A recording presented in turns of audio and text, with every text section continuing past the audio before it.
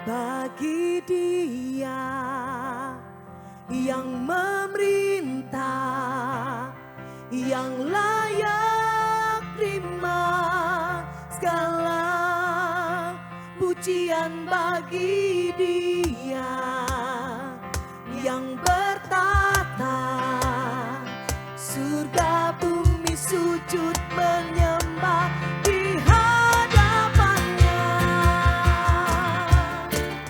Shalom, selamat malam jemaat Kul yang dikasihi oleh Tuhan Yesus. Malam hari ini kita berjumpa kembali dalam ibadah Kul online. Biar setiap kita memberikan pujian penyembahan yang terbaik buat Tuhan. Oleh sebab itu malam hari ini saya mengajak bersama-sama kita untuk bangkit berdiri. Kita mau berikan pujian yang terbaik buat Tuhan kita. Haleluya.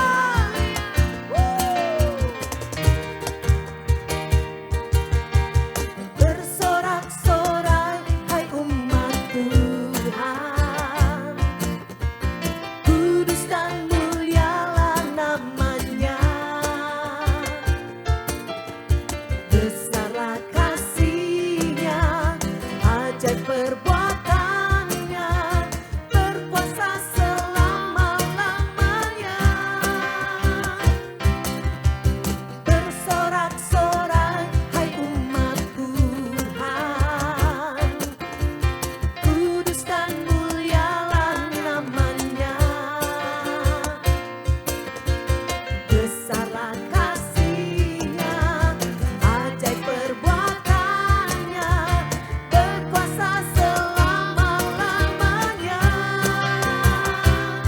Bagi Dia yang memerintah, yang layak terima segala pujian bagi Dia yang bertata, surga bumi sujud menyembah di hadapannya. Biar setiap kita memberikan pujian yang terbaik buat Tuhan kita. Mari kita datang dengan sorak-sorai. Bersorak-sorai hai umat Tuhan, kudus dan mulialah namanya. Besarlah kasih-Nya, ajaib perbuatannya, berkuasa selama-lamanya. Bagi Dia yang memerintah, yang layak terima segala pujian bagi Dia yang bertata, surga bumi sujud menyembah di hadapannya. Bagi Dia yang memerintah, yang layak terima segala pujian bagi Dia yang bertata,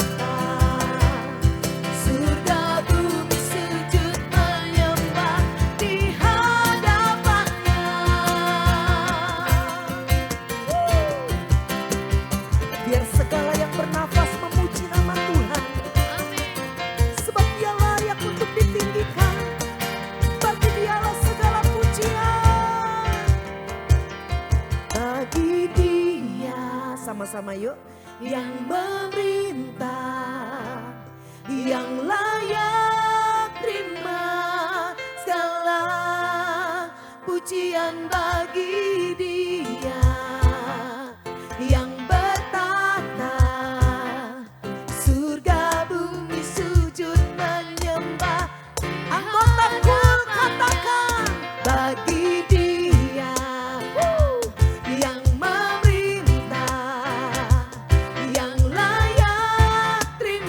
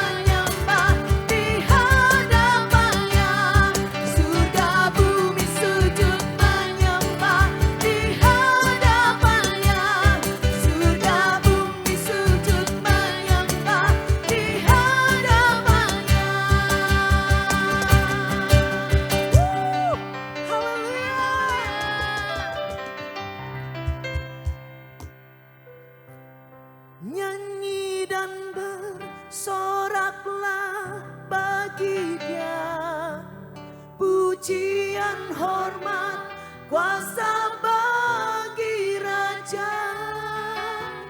Gunung tunduk, laut bergelora mendengar namamu. Ku bersuka atas perbuatanmu, selamanya ku kasihi Engkau Tuhan. Tiada janji seperti yang ada padamu. Mari umatku, naikkan pujian ini bagi Tuhan.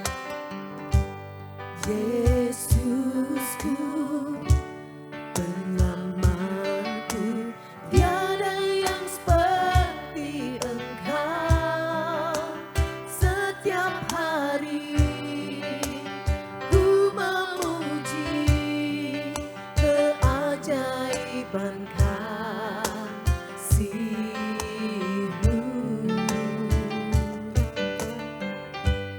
Penghibur, pelindung,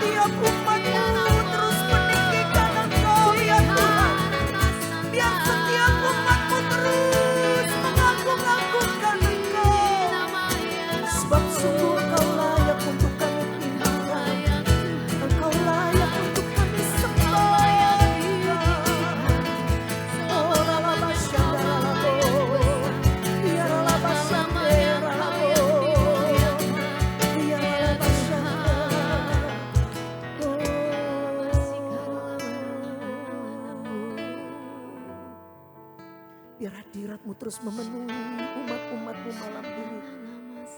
Oh ralabasyaka. Ku tinggikan Engkau Tuhan, melebihi segalanya, lebih dalam ku menyembah dalam roh dan kebenaran. Katakan ku tinggikan, yes Tuhan, Engkau Tuhan, melebihi segalanya, lebih dalam ku menyembah dalam roh dan kebenaran selamanya. Mari umat Tuhan, ku tinggikan Engkau Tuhan, melebihi segalanya, lebih dalam ku menyembah dalam roh dan sekali lagi katakan ku tinggikan Engkau Tuhan, melebihi segalanya, lebih dalam ku menyembah dalam roh dan kebenaran selamanya. Katakan dalam roh dan kebenaran selamanya.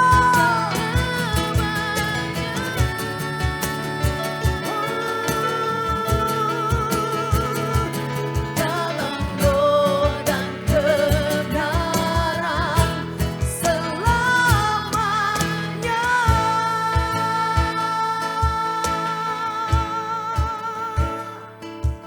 Ini pujian kami, ini penyembahan kami malam ini Tuhan. Kami berikan hanya buat Engkau Raja kami, Tuhan kami dan Allah kami. Berfirmanlah buat kami malam ini ya Tuhan.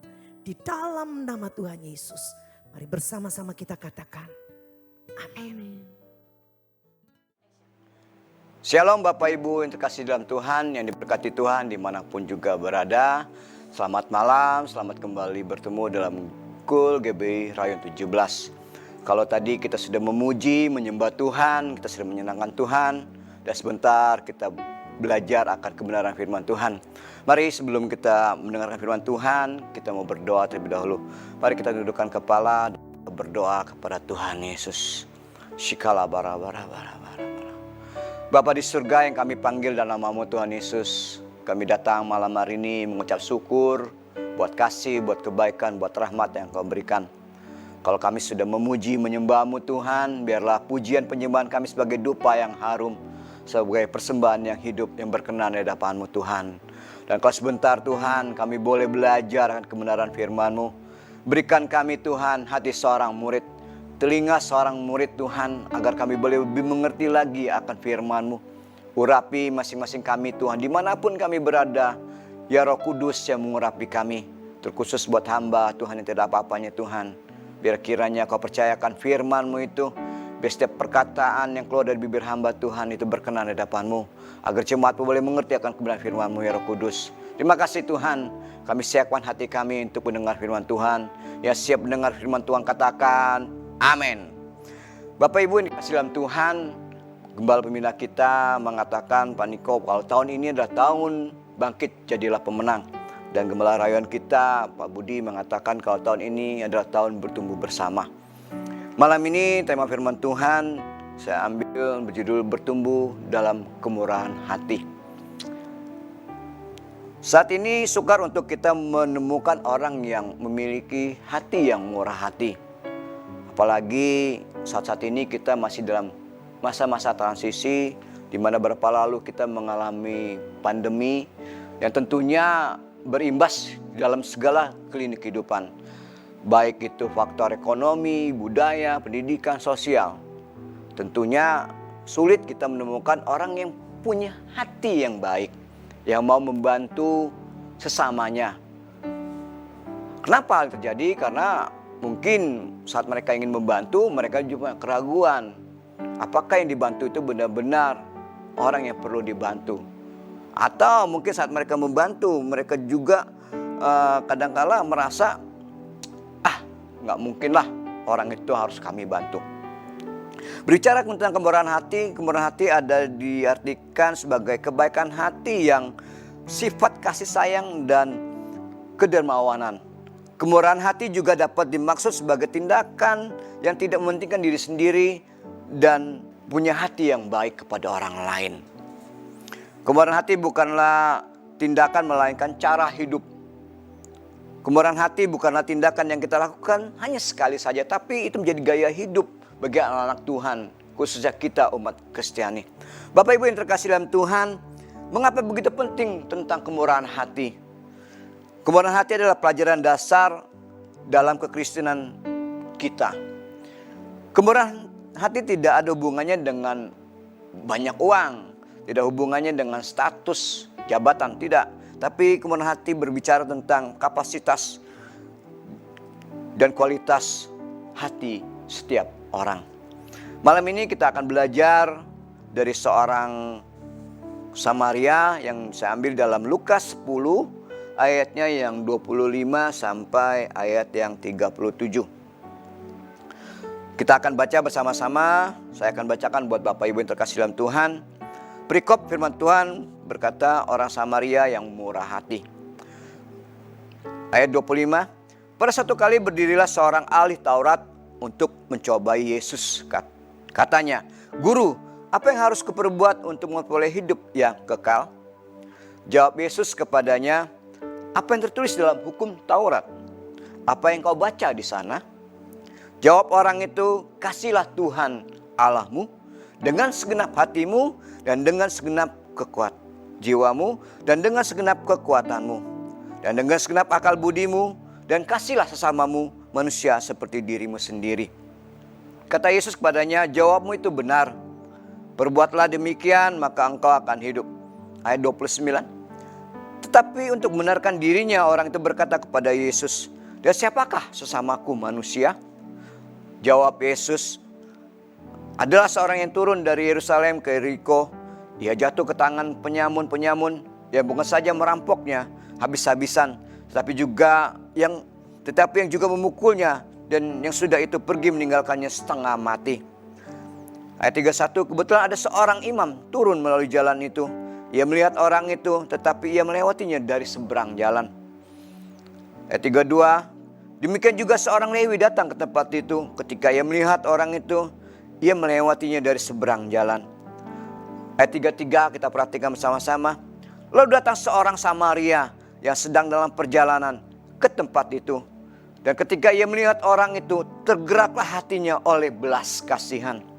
Ia pergi kepadanya, lalu membalut luka-lukanya. Sudah ia menyiraminya dengan minyak dan anggur. Kemudian ia menaikkan orang itu ke atas keledai tunggangannya sendiri. Lalu membawanya ke tempat penginapan dan merawatnya. Keesokan harinya ia menyerahkan 2 dinar kepada pemilik penginapan itu. Katanya, "Rawatlah dia, dan jika kau belanjakan lebih dari ini, aku akan menggantinya waktu aku kembali." Siapakah di antara ketiga orang ini menurut pendapatmu adalah sesama manusia? Dia orang yang jatuh ke tangan penyamun itu. Ayat 37, jawab orang itu, orang yang telah menunjukkan belas kasihan kepadanya. Kata Yesus kepadanya, "Pergilah dan perbuatlah demikian."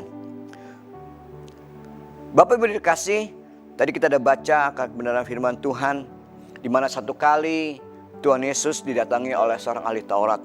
Ahli Taurat ini adalah orang pengajar dan penafsir dari kelima buku atau yang kita sebut dengan Taurat, yaitu dari Kejadian, Keluaran, Imamat, Bilangan, dan Ulangan, untuk menguji Tuhan Yesus. Dan dia katakan, apa yang aku harus perbuat untuk memperoleh hidup yang kekal. Di dalam firman Allah, di dalam terjemahan firman Allah yang hidup, di sini dikatakan berbunyi demikian. Guru, apakah yang wajib saya lakukan agar mendapat hidup kekal di surga? Ya, tentunya sebetulnya ahli Taurat ini mengerti apa yang harus dia lakukan. Lalu Tuhan Yesus katakan, apa yang tertulis di hukum Taurat? Apa yang kau baca? Lalu dijawablah bla bla bla bla bla. Ya, tapi untuk membenarkan dirinya si ahli Taurat ini, karena di dalam terjemahan firman Allah yang hidup di sana dikatakan orang itu ingin membenarkan diri, ayat 29 ini dalam firman Allah yang hidup terjemahannya. Orang itu ingin membenarkan diri karena ia tidak mengasihi beberapa golongan orang tertentu. Sebab itu ia bertanya, siapakah yang dimaksudkan dengan samaku manusia? Lalu Tuhan Yesus memberikan suatu perumpamaan. Ya, dikatakan suatu ketika ada seorang di sini tidak jelas, tapi kalau di firman Allah yang hidup terjemahan yang lama dikatakan bahwa ada seorang Yahudi waktu itu dia turun dari Yerusalem ke Yeriko, di mana harus melewati jalan itu, melewati turunan, dan dikatakan di sana jalan itu memang curam dan sepi. Dan di tengah perjalanan orang Yahudi ini dirampok, ya, dirampok, lalu dia dipukuli, harta bendanya diambil, bahkan dikatakan tidak begitu saja sampai dipukul sampai setengah mati. Lalu ditinggalkan begitu saja oleh perampok-perampok ini. Lalu di sana dikatakan juga, diceritakan bahwa perumpamaan itu dikatakan bahwa ada beberapa orang yang lewat di sana. Yang pertama adalah seorang imam Yahudi. Imam Yahudi adalah orang yang bertugas di rumah ibadah. Dia harus melayani di rumah ibadah. Kalau mungkin saat ini adalah pendeta, ya. Lalu saat dia melihat saudaranya yang tergeletak, dia tidak segera menolong Bapak Ibu. Dia hanya melihat dari seberang jalan, dikatakan di sana, ya, dari seberang jalan. Dan ditinggalkan orang ini. Lalu datang juga seorang Lewi, ya. Lewi adalah pembantu dari imam. Ya, dia tugasnya membantu untuk pekerjaan di rumah ibadah. Ya, mungkin saat ini kita bisa katakan pengerja-pengerja, ya, bisa berupa asar, bisa berupa pendoa, bisa berupa yang lain, ya. Lalu seorang Lewi ini setelah dia melihat saudaranya yang terkapar, yang hampir mati, bukan dia segera tolong, tapi dia hanya melihat dan meninggalkannya. Nah, maka dikatakan di ayat selanjutnya, lalu datanglah seorang Samaria, di ayat 33 di sana dikatakan. Lalu datang seorang Samaria yang sedang dalam perjalanannya. Ya, mungkin orang ini ingin pergi ke kota Yeriko, ingin berbisnis, ingin berdagang, ada urusan pribadinya. Lalu ketika dia melihat seseorang yang tergeletak yang hampir mati, yang notabene dia tahu itu orang Yahudi, yang harusnya ya ditinggalin saja, karena kita tahu bersama bahwa orang Samaria tidak boleh bergaul dengan orang Yahudi. Dan orang Samaria itu sangat dibenci orang Yahudi, karena dikatakan Samaria itu adalah orang, betulnya orang Yahudi tapi berkawin campur dengan orang asing. Lalu apa yang terjadi Bapak Ibu Saudara? Apakah ditinggalkan orang itu seperti imam, seperti orang Lewi? Tidak. Di sana dikatakan ayat 33, lalu datang seorang Samaria yang sedang dalam perjalanan ke tempat itu. Dan ketika ia melihat orang itu, dikatakan di sini, tergeraklah hatinya oleh belas kasihan. Kalimat belas kasihan di sini diambil dalam bahasa Yunani, yaitu eleos, yang punya arti kemurahan hati. Bapak Ibu yang terkasih dalam Tuhan, apa yang kita dapat pelajari dari sikap dari seorang Samaria ini dalam peristiwa perumpamaan yang Tuhan Yesus sampaikan? Khususnya mengenai kemurahan hati, tentang kebelas kasihan dia. Yang pertama yang kita bisa pelajari bahwa orang yang memiliki kemurahan hati adalah orang yang bisa mengampuni orang yang bersalah kepadanya. Sesungguhnya orang Samaria ini harus menangani perasaan dia. Perasaan yang jengkel, yang marah, yang kesal. Karena yang dia temui di tengah jalan itu adalah orang Yahudi. Yang kita ketahui bersama bahwa orang Samaria ini bilang bahwa orang Yahudi itu tidak suka sama mereka. Bahkan mungkin mereka berpikir, ya orang Yahudi, dan orang Yahudi tidak suka pada kami. suka ngebully kami, sombong, congkak. Ngapain aku harus balas? Ngapain aku harus menolong? Tapi Bapak Ibu Saudara dikasih Tuhan, orang yang memiliki kemurahan hati adalah orang yang mau mengampuni Bapak Ibu. Di sini dikatakan bahwa orang Samaria tidak meninggalkan orang Yahudi ini.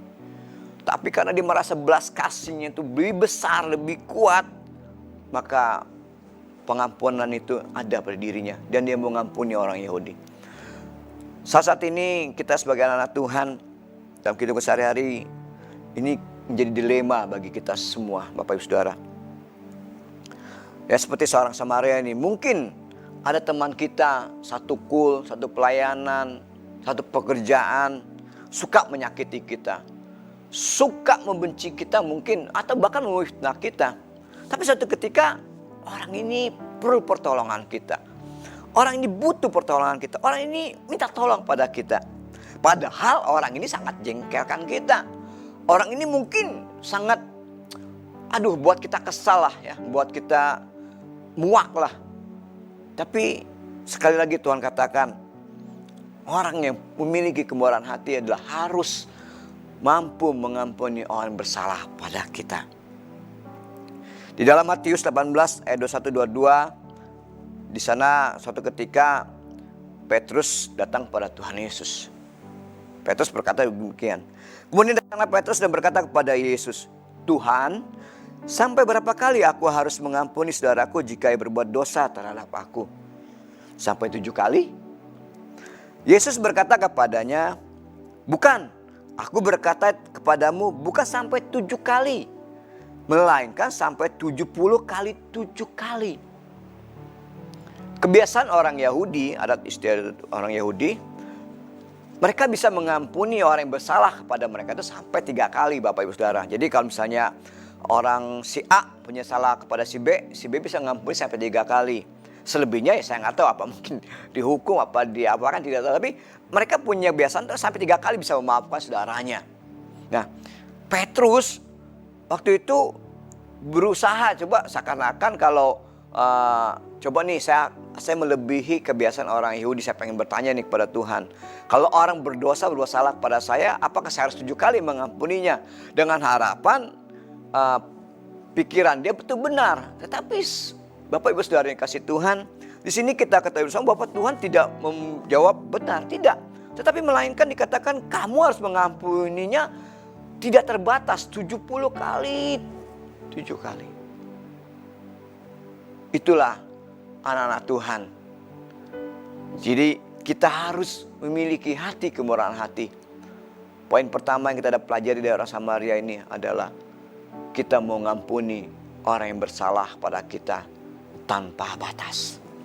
Lalu yang kedua, setelah orang Samaria ini mengampuni orang Yahudi yang dia ketemui di sana, lalu di sana dikatakan ia pergi kepadanya, lalu membalut lukanya, sudah itu ya menyiraminya dengan minyak dan anggur.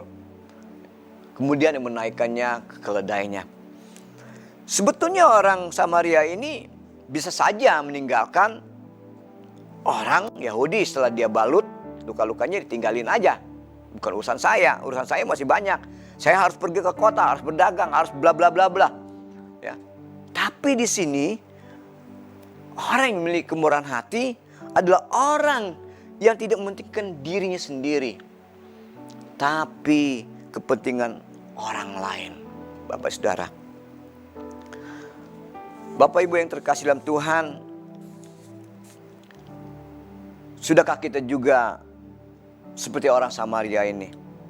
Waktu kita melihat ada teman satu kul kita, sepelayanan kita, mungkin tetangga kita atau saudara kita membutuhkan pertolongan. Mungkin pertolongannya hanya sepele, berupa bantu tenaga atau pikiran. Apakah kita mau membantu mereka? Apakah kita mau, itu bukan urusan saya. Itu kamu cari orang lain aja, saya masih sibuk nih. Saya masih sibuk. Tapi Tuhan katakan di dalam Galatia 6 ayat 2 dalam terjemahan firman Allah yang hidup. Demikian firman Tuhan katakan, ikutlah merasakan kesukaran dan kesulitan orang lain Dengan demikian saudara menaati perintah Tuhan kita.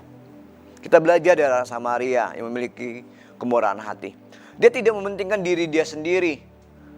Dia tidak tinggalkan orang Yahudi, tidak. Lalu dia pergi urus dia, enggak. Tapi dia rawat. Dia sampai membalut luka-lukanya, bahkan tidak sampai situ saja. Dia menaikkan ke keledainya. Bapak Ibu Saudara yang kasih Tuhan.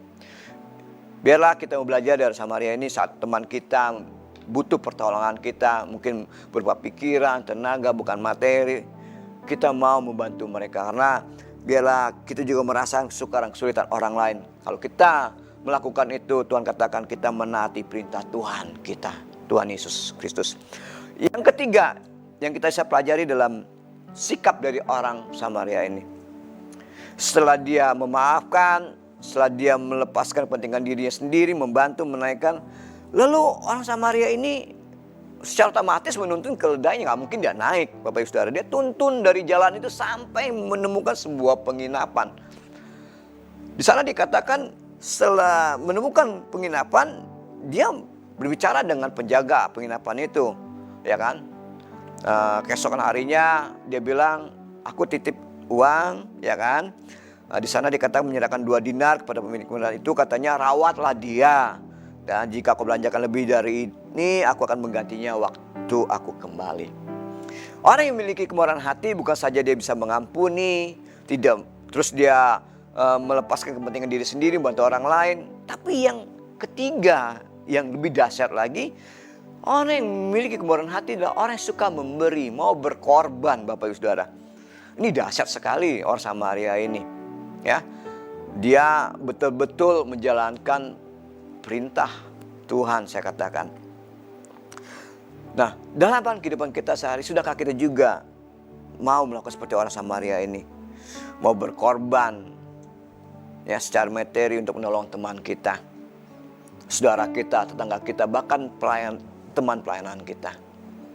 Mungkin saat ini memang sulit. Apalagi saya katakan kita masih masa-masa transisi dari selesai pandemi. Ekonomi kita pun mungkin masih morat-marit, Bapak Ibu Saudara kasih dalam Tuhan. Tapi kalau saat kita digerakkan Tuhan untuk membantu saudara kita, meskipun kita masih dalam kekurangan, lakukan. Karena itu adalah perintah Tuhan.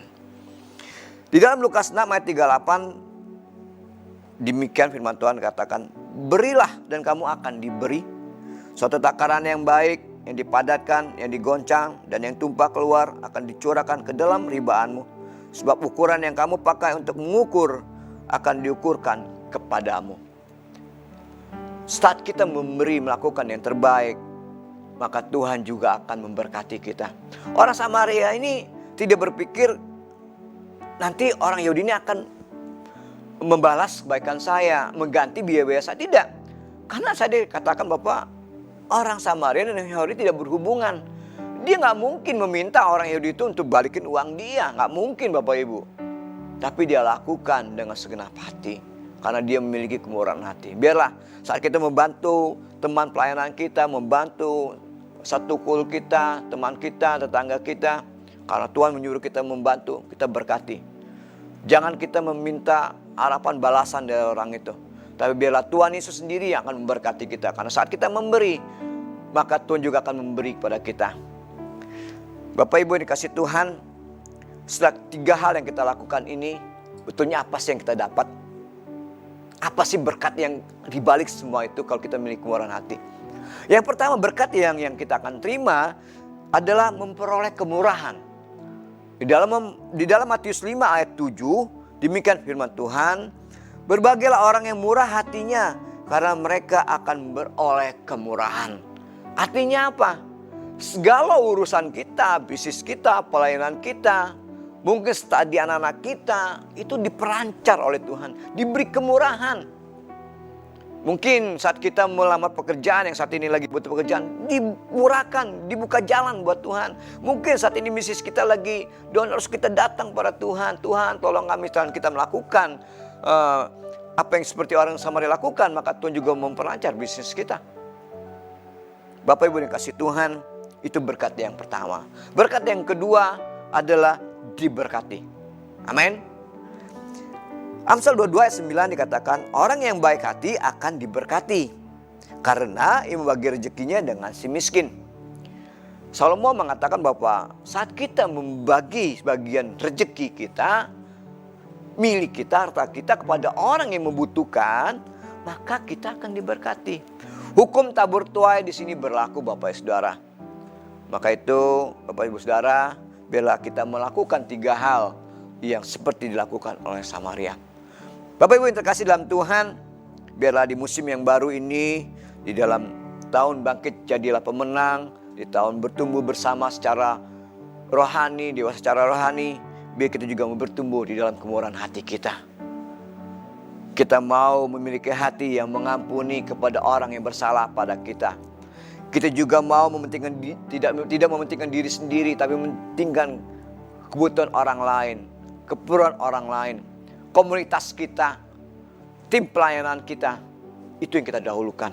Dan yang ketiga, kita juga membantu orang lain dengan menabur, memberikan sebagian berkat kita kepada orang lain. Mungkin dengan tenaga kita, mungkin dengan pikiran kita. Biarlah kita lakukan hal itu.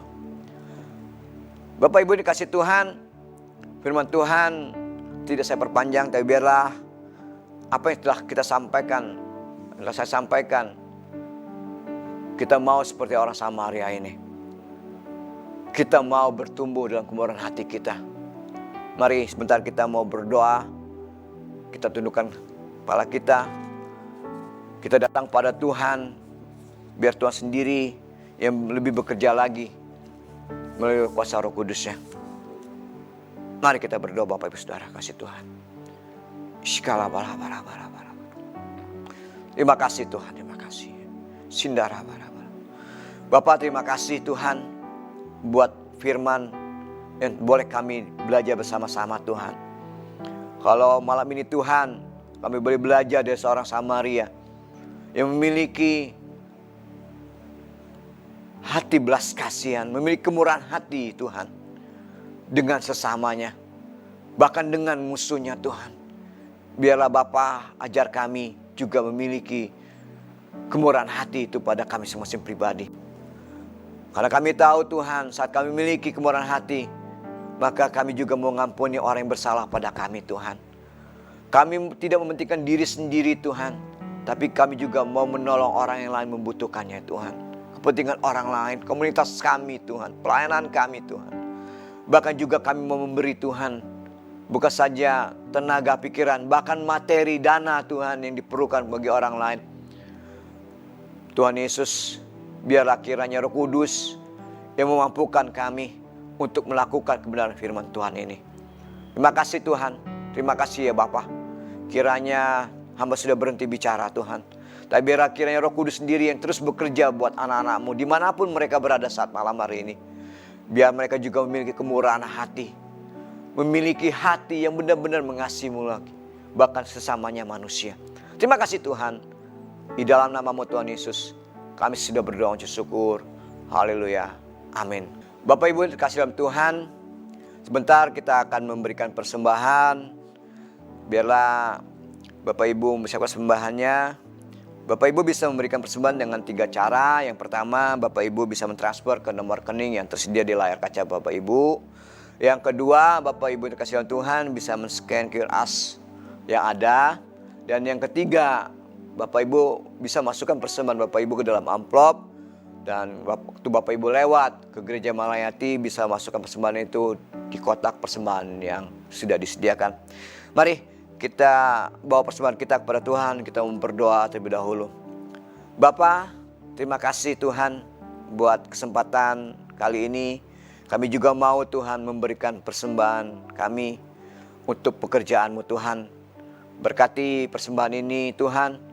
Berkati anak-anak-Mu yang sudah memberi Tuhan Yesus. Kami percaya Engkau akan membalas segala kebaikan mereka. Akan membalas apa yang sudah mereka tabur Tuhan. Karena Kau katakan apa yang Kau tabur itu juga yang Kau tuai. Terima kasih Tuhan, kami siap memberi. Di dalam nama Tuhan Yesus. Amin. Bapak Ibu dikasih dalam Tuhan, kita sudah selesai dalam ibadah kul online. Dan sebentar kita akan tutup. Mari saya undang Bapak Ibu boleh bangkit berdiri. Kita angkat tangan kita arahkan hati dan pikiran kita kepada Tuhan Yesus, sumber segala berkat. Kekasih-kasih Tuhan yang dikasihi, yang dicintai oleh Tuhan Yesus, sekarang terimalah berkat yang terbaik dari Allah Bapa, cinta kasih dan damai sejahtera dari Tuhan Yesus, serta penyertaan Roh Kudus dari malam hari ini sampai Maranatha, Dia jemput kita yang 2 kali. Yang percaya dan terima berkat Tuhan, katakan amin. Terima kasih Bapak Ibu, Tuhan Yesus memberkati.